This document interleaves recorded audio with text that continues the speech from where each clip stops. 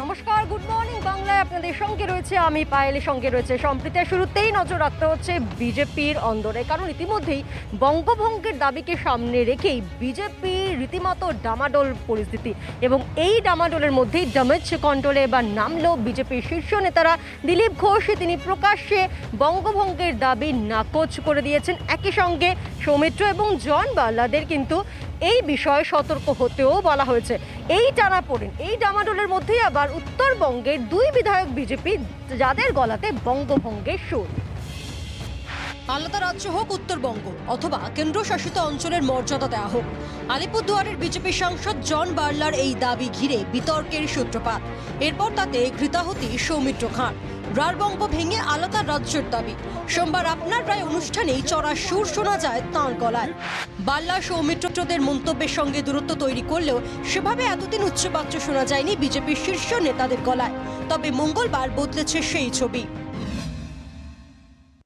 ভারতীয় জনতা পার্টি পশ্চিমবঙ্গকে একটি রাজ্য হিসাবে মানে এবং সেই রাজ্যের সামগ্রিক উন্নয়নের জন্য লড়াই করছে। আর যেভাবে ছোট ছোট মানুষের ইচ্ছাই থাকে যে আমি আমার মতো থাকবো, আমাদের অধিকার থাকবে, আমরা সরকার চালাবো, তা বলে তো কোনো রাজ্য তৈরি হয় না। আমরা কারো ব্যক্তিগত ইচ্ছাকে অস্বীকার করি না। হ্যাঁ, পার্টি যে ডিসিশন নিয়েছে, পার্টিতে থাকতে গেলে সেই ডিসিশন মেনেই কাজ করতে হবে।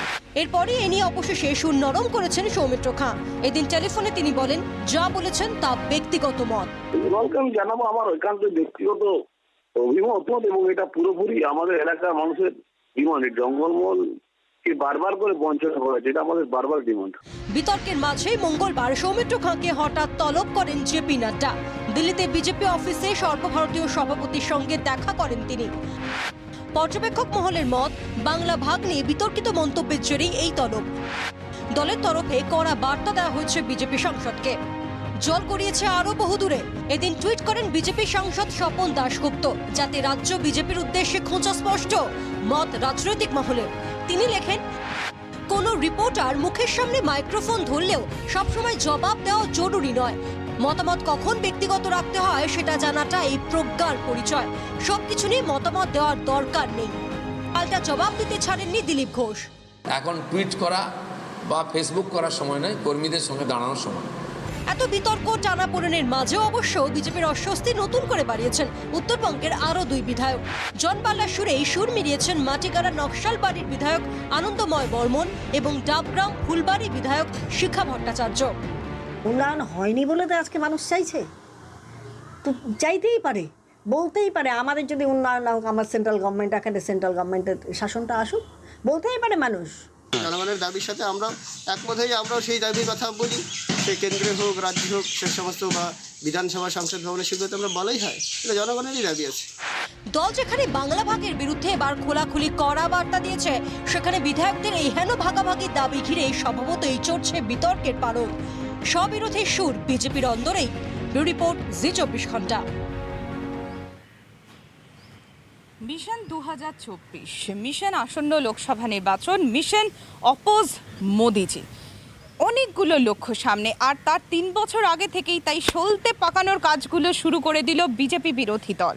এনসিপি সুপ্রিমো শরদ পাওয়ারের বাসভবনে হয়ে গেল বৈঠক। এনসিপি সুপ্রিমোর বাসভবনে বৈঠক। কোনো ঘোষিত এজেন্ডা ছাড়াই আলোচনার টেবিলে বসল অধিকাংশ বিজেপি বিরোধী দল।